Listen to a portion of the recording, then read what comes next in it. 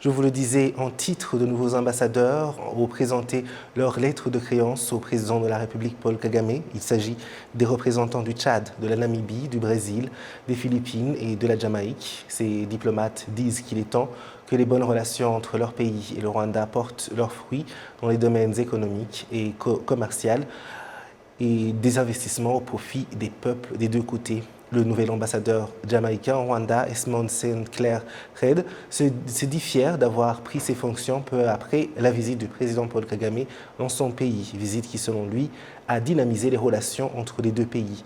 L'ambassadeur brésilien Silvio José Albuquerque et Silva, quant à lui, a déclaré que le moment était venu pour une relation culturelle, politique et diplomatique fructueuse entre son pays et le Rwanda. Et Marie-Charlotte G. Tang, l'ambassadrice des Philippines au Rwanda, a affirmé qu'elle allait promouvoir les échanges entre les peuples des deux pays.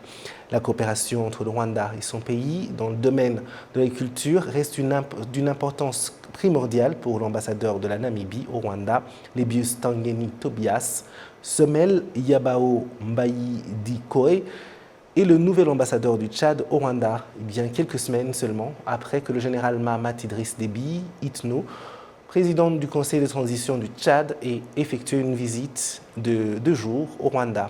Les ambassadeurs du Brésil et des Philippines sont basés à Nairobi au Kenya, mais les Philippines souhaitent ouvrir prochainement un consulat à Kigali.